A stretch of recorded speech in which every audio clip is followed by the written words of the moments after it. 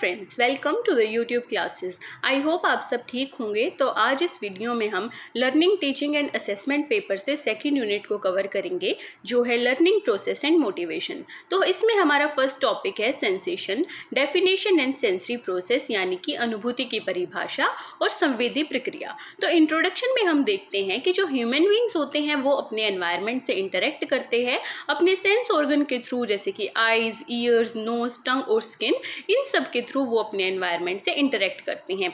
इन senses के जो impression हमें मिलते हैं वो हमारे एक्सपीरियंस और अवेयरनेस का एक बेस बनाते हैं, एक फाउंडेशन बनाते हैं। तो एनवायरनमेंट से मिलने वाले स्टिमुलाई को रिसीव करने की जो इनिशियल स्टेज होती है वही होती है सेंसेशन। तो यानी कि सेंसेशन एक हायर मेंटल प्रोसेस है, जैसे कि जो परसेप्शन, लर्निंग, मेमोरी और थिंकिंग है, उन सब की फाउंडेशन हम इसको कह सकते हैं। तो सेंसेशन के कुछ डेफिनेशंस को देखें तो वुडवर्थ और मार्केस के अनुसार sensation is the basic element of consciousness which results from stimulation of the sense organ. Kolesnik कहते हैं it is a simple awareness resulting from the stimulation of a sense organ. तो simple शब्दों में कहें तो sensation वह process है जिसमें एनवायरनमेंट से आने वाली फिजिकल एनर्जी, जैसे कि light, sound, smell, taste, pressure, ये सब सेंस ऑर्गन के थ्रू न्यूरल सिग्नल में कन्वर्ट होती हैं और फिर हमारे ब्रेन तक पहुंचती है। तो जो सेंसेशन होती है वो हमें रॉ डेटा ऑफ एक्सपीरियंस है, हम उसे raw data of experience sensation को कह सकते हैं। अब सेंसेशन के कुछ कैरेक्टरिस्टिक्स हैं, जैसे कि सेंसेशन बेसिक और रॉ होती है, यानी कि ये सिर्फ हमें एलिमेंट्री इन्फॉर्मेशन देती है। ये डायरेक्ट होती है और स्टिमुलेशन के तुरंत बाद अराइज करती है, और ये साइकोलॉजिकल प्रोसेस है और सेंस ऑर्गन और नर्वस सिस्टम पर बेस्ड होती है। यह सब्जेक्टिव होती है और हर व्यक्ति की जो सेंसेशन है वो अलग हो सकती है। और फिफ्थ पॉइंट है यह कॉग्निशन की फर्स्ट स्टेप है। परसेप्शन, मेमोरी और लर्निंग, जो ये सभी चीज़ें सेंसेशन पर ही बेस्ड होती हैं। इसके बाद जो सेंसरी प्रोसेस है उसको देखें तो सबसे पहला स्टेप है स्टिमुलस, यानी कि उद्दीपन। तो कोई भी फिजिकल एनर्जी, जैसे कि लाइट, साउंड, केमिकल, प्रेशर, इसमें आते हैं। जैसे कि एग्जांपल लेते हैं कि आँख में लाइट वेव आना, कानों में कोई साउंड वाइब्रेशन का पहुंचना, ये सब स्टिमुलस का एग्जांपल है। उसके बाद आता है सेंसरी रिसेप्टर, यानी कि संवेदी ग्राही। हर सेंस ऑर्गन के स्पेशल रिसेप्टर होते हैं, जैसे कि आइज़ के होते हैं रोड्स और कोन्स, ईयर के होते हैं जो हमारे ईयर के अंदर हेयर सेल्स होते हैं, नोज के अंदर होती है ऑल्फैक्टरी रिसेप्टर, टंग के अंदर होते हैं टेस्ट बर्ड, स्किन के अंदर होता है प्रेशर एंड पेन रिसेप्टर। तो ये होते हैं सेंसरी रिसेप्टर। अब ट्रांसडक्शन यानी कि रूपांतरण की बात करें तो फिजिकल एनर्जी को न्यूरल सिग्नल्स में बदलना ही ट्रांसडक्शन कहलाता है, जैसे कि लाइट वेव्स का ऑप्टिक नर्व सिग्नल में चेंज होना। उसके बाद ट्रांसमिशन में जब ट्रांसडक्शन के थ्रू जो फिजिकल एनर्जी न्यूरल सिग्नल में चेंज हो जाती है, तो ये जो ट्रांसडक्शन में जो प्रोसेस होती है ये न्यूरल इम्पल्स सेंसरी नर्वस से सीएनएस तक पहुंचते हैं, यानी कि सेंट्रल नर्वस सिस्टम तक। जैसे कि जो ऑप्टिव नर्व सिग्नल जो होते हैं वो ऑप्टिकल लोब तक पहुंचती है। उसके बाद हमारा लास्ट स्टेप होता है ब्रेन प्रोसेसिंग, यानी कि उसके बाद जो हमारा ब्रेन है वो सिग्नल रिसीव करता है और आगे परसेप्शन के लिए प्रोसेस करता है। और अब टाइप्स ऑफ सेंसेशन की बात करें तो सबसे पहले है विजन, जिसमें आती है लाइट और कलर की सेंसेशन। हियर में आता है साउंड, पिच और टोन। और स्मेल में आती है ऑडर की सेंसेशन। टेस्ट में जैसे खट्टा, मीठा, कड़वा और नमकीन। टच हो गया प्रेशर, वार्म या फिर कूल, पेन हो, कोल्ड फील करना, पेन होना। काइनेस्थेटिक में जो बॉडी मूवमेंट और बॉडी पोजीशन है वो सब आती हैं। और वेस्टिबुलर में आता है बैलेंस और ओरिएंटेशन करना। अब देखते हैं कि जो सेंसेशन है उसकी इंपॉर्टेंस क्या है। तो सबसे पहले जो सेंसेशन है वो एक्सपीरियंस का रॉ मटेरियल देती है, यानी कि वो अनुभव का, यानी कि एक्सपीरियंस का एक बेस है। यह परसेप्शन और कॉग्निशन की फर्स्ट स्टेप है और एनवायरनमेंट से अडेप्ट होने में भी सेंसेशन हमारी हेल्प करती है। उसके बाद जो लर्निंग और मेमोरी के लिए एक इनपुट देती है। लास्ट में इमोशंस और बिहेवियर पर भी सेंसेशन का जो फ़र्क है वो पड़ता है। इसके बाद हम कंक्लूजन में लिख सकते हैं कि सेंसेशन हमारी नॉलेज और एक्सपीरियंस की एक फर्स्ट स्टेप है। स्टिमुलस से लेकर ब्रोन प्रोसेस तक सेंसरी प्रोसेस हमें एनवायरनमेंट से जोड़ती है। अगर सेंसेशन ना हो तो ना ही हम देख पाएंगे, ना ही हम सुन पाएंगे और ना ही दुनिया को समझ पाएंगे। इसके बाद नेक्स्ट टॉपिक है attention, definition and affecting factors, यानी कि अवधान की परिभाषा और उसके जो प्रभाव डालने वाले कारक हैं वो। तो सबसे पहले इंट्रोडक्शन की बात करें तो हमारे आसपास हमारे एनवायरनमेंट में बहुत सारे जो स्टिमुलाई होते हैं, उद्दीपन होते हैं, वो मौजूद होते हैं, जैसे कि अलग अलग आवाज़ें, लाइट्स, स्मेल, अलग अलग लोग और अलग अलग एक्टिविटीज़। लेकिन हमारा जो मन है वो सब पर एक साथ ध्यान नहीं दे सकता।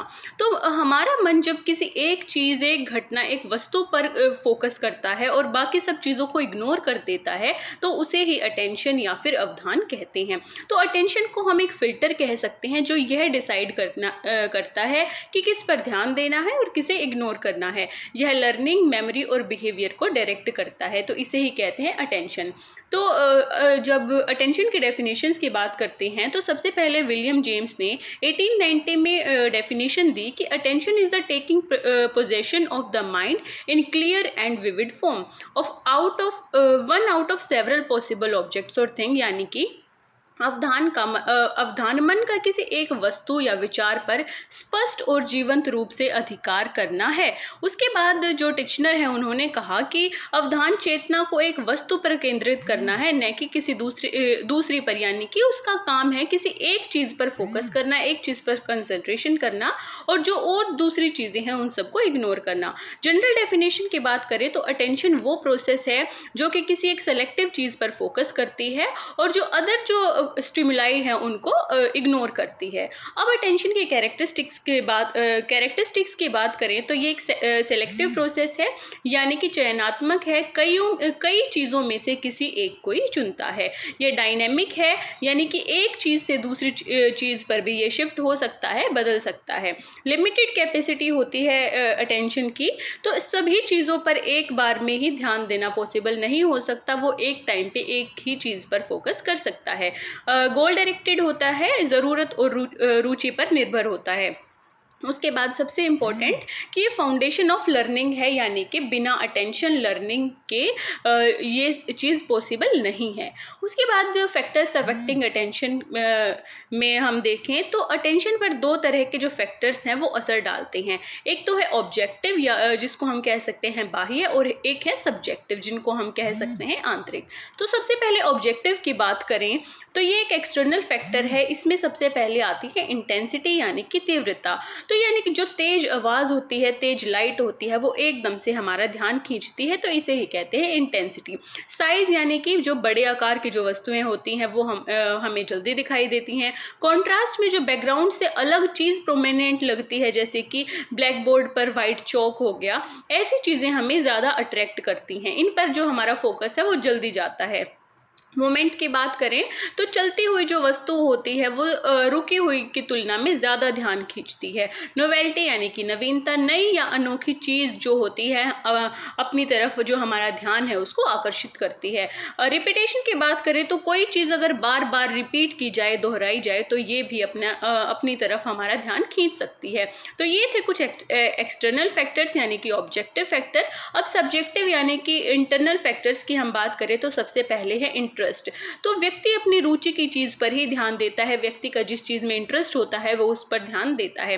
नीड्स एंड मोटिव्स, यानी कि जैसे कि नीड्स एंड मोटिव्स में अगर किसी इंसान को किसी चीज़ की ज़रूरत है तो पहले वो उस चीज़ पर फोकस करेगा। जैसे कोई भूखा व्यक्ति है वो सबसे पहले खाने को ही नोटिस करता है। पास्ट एक्सपीरियंस में जैसे कि अगर हमारी कोई रिलेटेबल सी चीज़ है, कोई परिचित चीज़ है, वो अपनी तरफ हमारा ध्यान जल्दी से खींचती है। इमोशंस में डर, खुशी या गुस्सा, ये सब भी अटेंशन को प्रभावित करते हैं, अफेक्ट करते हैं। मेंटल सेट, अगर स्टूडेंट को पता है कि टेस्ट आने वाला है तो वो उस चीज़ पर ज़्यादा ध्यान देगा। तो जो हमारा मेंटल सेट है, मानसिक तैयारी है, वो भी हमें इसके लिए रेडी करता है। हेल्थ एंड फटीग की बात करें तो जो थका हुआ या फिर बीमार व्यक्ति है वो अटेंशन को सस्टेन नहीं कर पाता है, वो उसको थोड़ी अटेंशन बनाने में थोड़ी स्ट्रगल फेस करने पड़ सकते हैं। अब अटेंशन की इम्पोर्टेंस की बात करें, यह परसेप्शन और लर्निंग का एक डोर है, यानी कि यहीं से लर्निंग की शुरुआत होती है। क्लासरूम टीचिंग में स्टूडेंट्स को फोकस कराता है। अगर किसी का अटेंशन अच्छा है तो प्रॉब्लम सॉल्विंग, डिसीजन मेकिंग और क्रिएटिविटी में भी ये सब हेल्प करता है। है और ये मेमोरी और रिटेंशन को भी अफेक्ट करता है। अब कंक्लूजन में हम लिख सकते हैं कि अटेंशन जो है वो लर्निंग की फाउंडेशन है। यह सिर्फ बाहरी स्टिमुलस से नहीं बल्कि हमारी आंतरिक जो मानसिक स्थिति है, जो हमारी जो मेंटल कंडीशन है, उससे भी प्रभावित होता है। नेक्स्ट टॉपिक है परसेप्शन यानी कि ग्रहण करना। परसेप्शन की डेफिनेशन और उसके टाइप्स के बारे में बात करते हैं। तो इसके इंट्रोडक्शन में हम लिख सकते हैं, जब हमारी सेंसेस हमें रॉ डेटा देती हैं, जैसे कि हमें कोई रंग दिखाती है, कोई शेप, कोई आवाज़ सुनाती हैं, तो ये सब अधूरा होता है, इनकम्प्लीट होता है। तो इन सेंसेशन को अर्थपूर्ण बनाना यानी कि उन्हें पहचानना, समझना, इसी चीज़ को कहते हैं हम परसेप्शन। जब हम किसी कलर को देखते हैं और उसे पहचान जाते हैं कि ये कौन सा रंग है, तो वही कहलाता है परसेप्शन। फॉर एग्जाम्पल, आंखें केवल अलग अलग रंग की आकृतियों को देखती है, लेकिन इन्हें पेड़ या कार के रूप में पहचानना, यही कहलाता है परसेप्शन।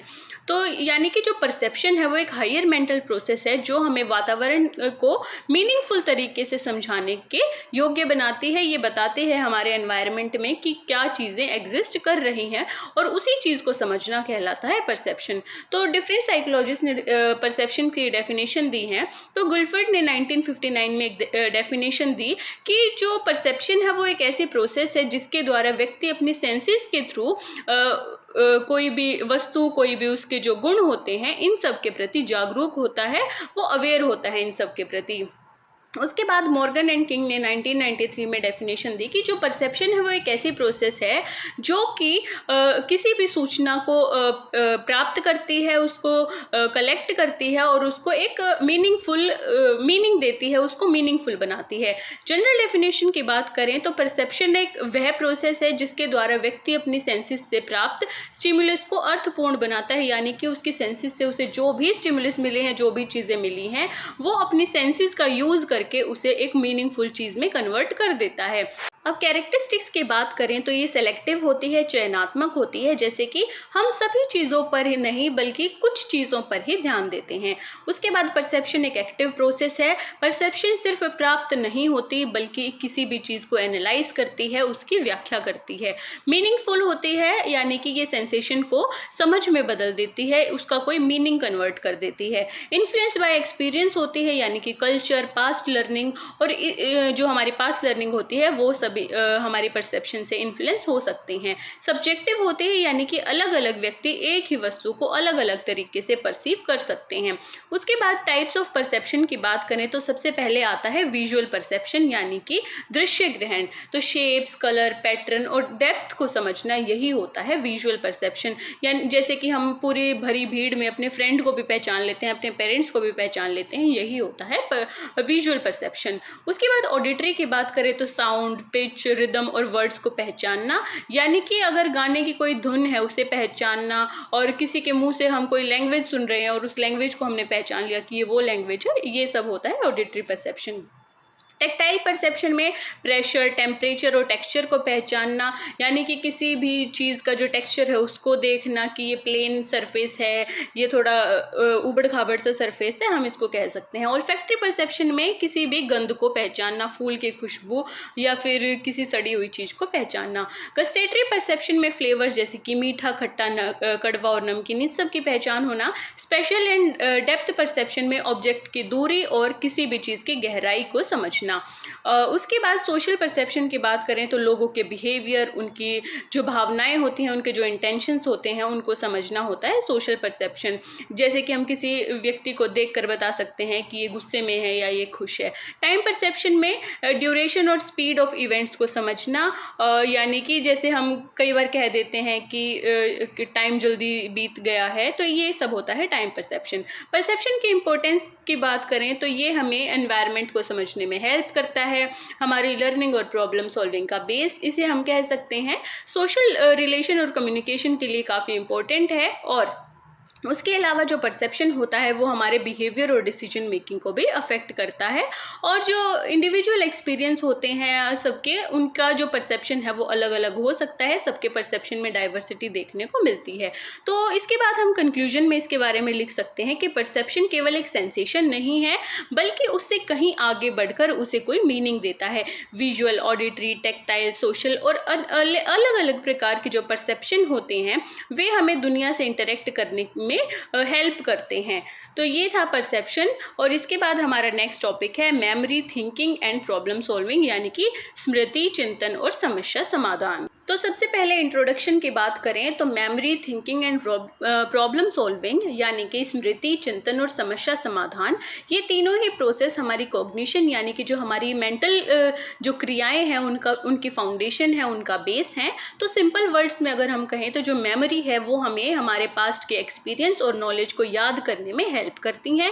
थिंकिंग यानी कि चिंतन, किसी भी जानकारी को व्यवस्थित करके उसका जो कंक्लूजन है वो निकालने में हेल्प करती है। और प्रॉब्लम सॉल्विंग यानी कि समस्या समाधान, हमें अलग अलग चुनौतियों से ओवरकम करने में हेल्प करती हैं कि हम किसी भी प्रॉब्लम्स का जो सोल्यूशन है वो कैसे निकाल सकते हैं।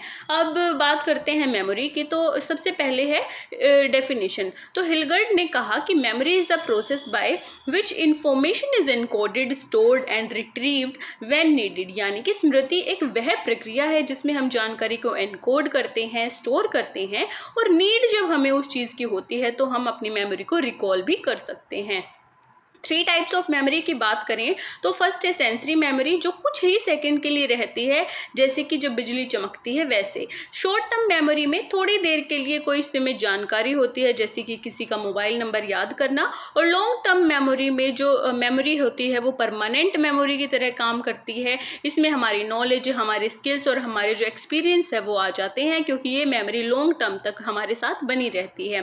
प्रोसेस ऑफ मेमोरी की बात करें तो सबसे पहले है एनकोडिंग, जिसमें है जानकारी को उपयोगी रूप में बदलना। उसके बाद इसमें जो हमारे जो इंफॉर्मेशन है उसको हम एक यूजेबल फॉर्म में कन्वर्ट करते हैं। स्टोरेज में किसी भी जो नॉलेज है उसे लंबे टाइम तक अपने पास अपने माइंड में स्टोर करके रखना।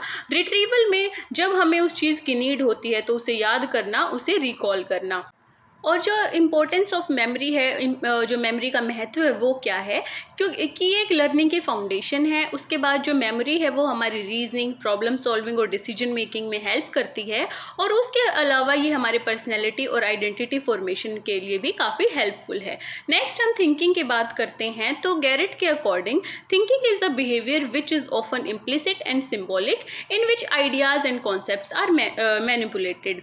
और उसके अलावा जनरली हम थिंकिंग की बात करें तो जो ये एक ऐसी मेंटल प्रोसेस है जिसमें हम किसी भी सूचना को ऑर्गेनाइज करते हैं और उसके बाद हम उस चीज़ का कोई कंक्लूजन निकालते हैं। टाइप्स ऑफ थिंकिंग की बात करें तो सबसे पहले कन्वर्जेंट थिंकिंग, इसमें हम किसी प्रॉब्लम के सही सॉल्यूशन तक यानी कि सही उत्तर तक हम पहुंचते हैं।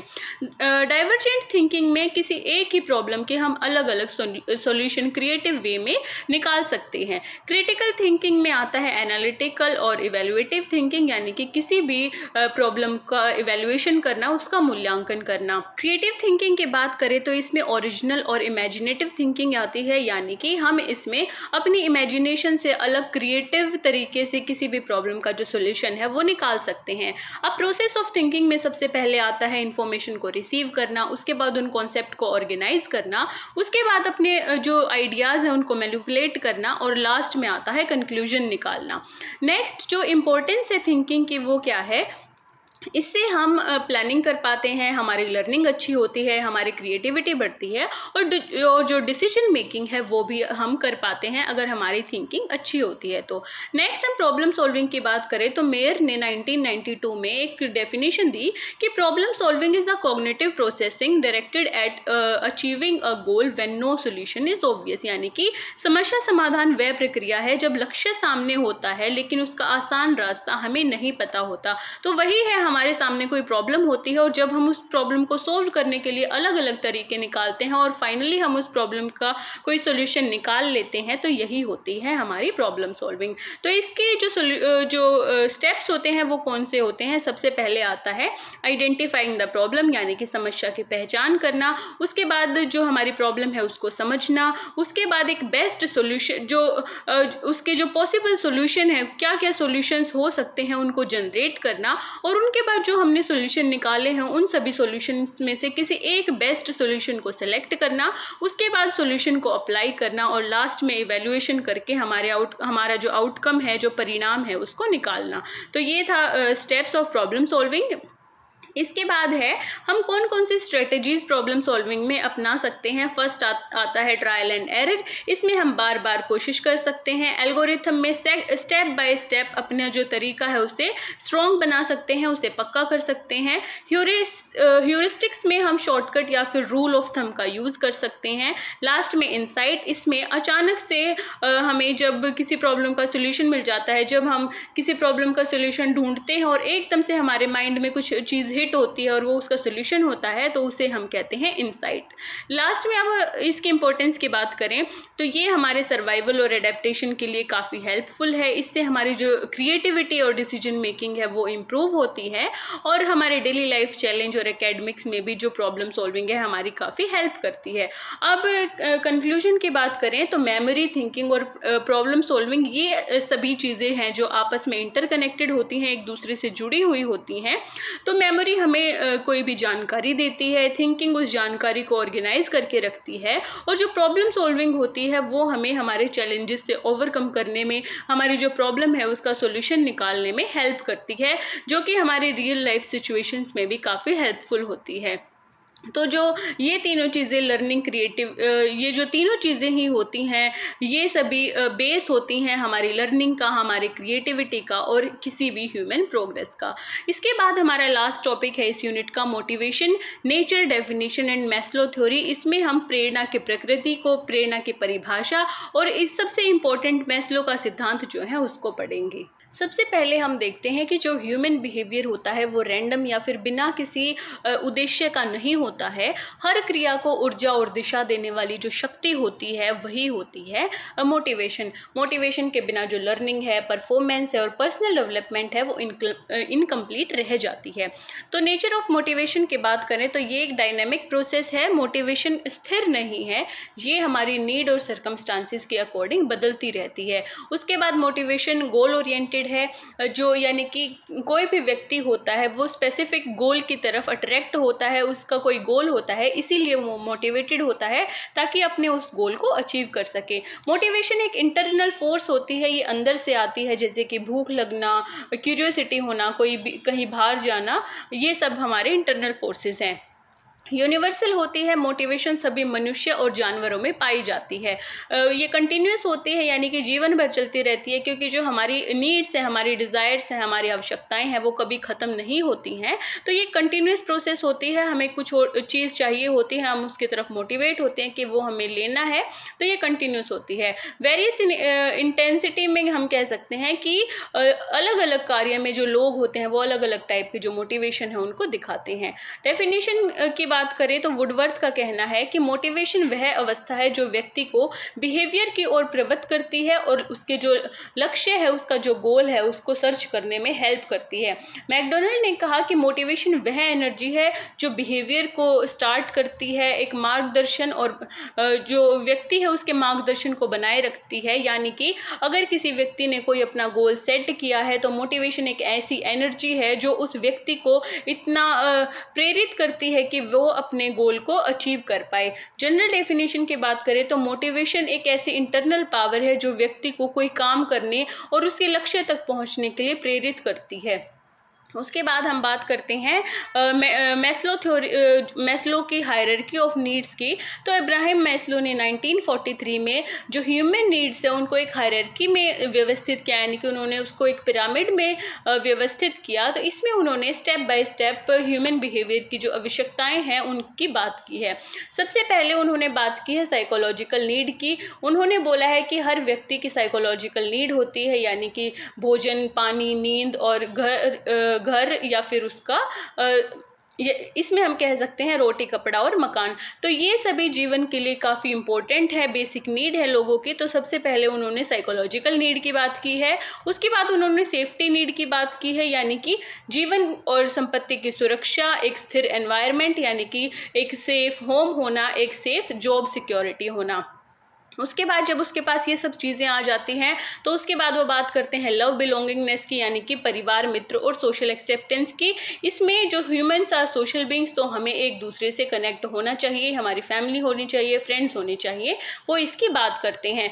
फोर्थ जो स्टेप है, फोर्थ जो नीड की बात की है उन्होंने, बात की है एस्टीम की, यानी कि सेल्फ एस्टीम होना, self respect, self recognization, achievement होना और खुद का कॉन्फिडेंस होना। तो ये हमें बेटर परफॉर्म करने में और अपनी रिस्पेक्ट को सोसाइटी में पाने के लिए हेल्प करते हैं, हमें प्रेरित करते हैं। लास्ट उन्होंने बात की सेल्फ एक्चुअलाइजेशन की, यानी कि ये सबसे हाईएस्ट लेवल होता है, अपनी फुल पोटेंशियल को रियलाइज करना होता है। जब किसी व्यक्ति के पास ये सब चीज़ें आ जाती हैं तो उसे एक सेल्फ एक्चुअलाइजेशन होता है। जैसे कि कोई आर्टिस्ट, साइंटिस्ट, फिलोसफर बनने की जो कोशिश करता है, हम उसे कहते हैं सेल्फ एक्चुअलाइजेशन नीड। अब की फीचर्स की बात करें इस थ्योरी की, तो नीड्स हायरार्कियल है, यानी कि लोअर नीड्स जब पूरा हो जाती हैं हमारी, जैसे हमारी कोई छोटी नीड पूरी होती है तो हम फिर उससे हमारी उससे कोई बड़ी नीड होती है, फिर उससे कुछ बड़ी नीड होती है, तो ये स्टेप बाय स्टेप बढ़ती रहती हैं। तो इसमें वो बात करते हैं कि मोटिवेशन होती है, मोटिवेशन कंटिन्यूस होती है, वो कभी ख़त्म नहीं होती। तो सभी, और उनका कहना ये भी है कि सभी लोग सेल्फ एक्चुअलाइजेशन तक नहीं पहुंचते हैं, लेकिन जो उनकी ग्रोथ है वो बढ़ती रहती है। उसके बाद एजुकेशनल इम्प्लीकेशंस की बात करें तो टीचर्स और एजुकेटर्स के लिए मोटिवेशन को समझना काफ़ी इम्पॉर्टेंट है। बच्चों को सेफ और इनकरेजिंग एनवायरनमेंट देना, उनको रिवॉर्ड देना, उनके सेल्फ एस्टीम को बढ़ाना, उनकी जो क्रिएटिविटी और सेल्फ एक्सप्रेशन है उनके लिए उनको अवसर देना। उसके बाद स्टूडेंट्स के नीड्स और इंटरेस्ट को समझकर एक इफेक्टिव टीचिंग करवाना। ये सभी पॉइंट्स हम एजुकेशनल इम्प्लीकेशंस में लिख सकते हैं। उसके बाद हम इसके कंक्लूजन की बात करें तो उसमें देख सकते हैं कि जो मैस्लो की थ्योरी है वो हमें सिखाती है कि ह्यूमन बिहेवियर नीड्स की हायरार्की द्वारा गाइड होता है। ये सर्वाइवल से शुरू होता है, जैसे कि हमने रोटी, कपड़ा, मकान, यानी कि जो हमारी सबसे बेसिक नीड थी, साइकोलॉजिकल नीड, उससे स्टार्ट किया और लास्ट में सेल्फ एक्चुअलाइजेशन तक पहुंचे। तो ये हमारे सर्वाइवल से शुरू होकर सेल्फ एक्चुअलाइजेशन तक बढ़ता है।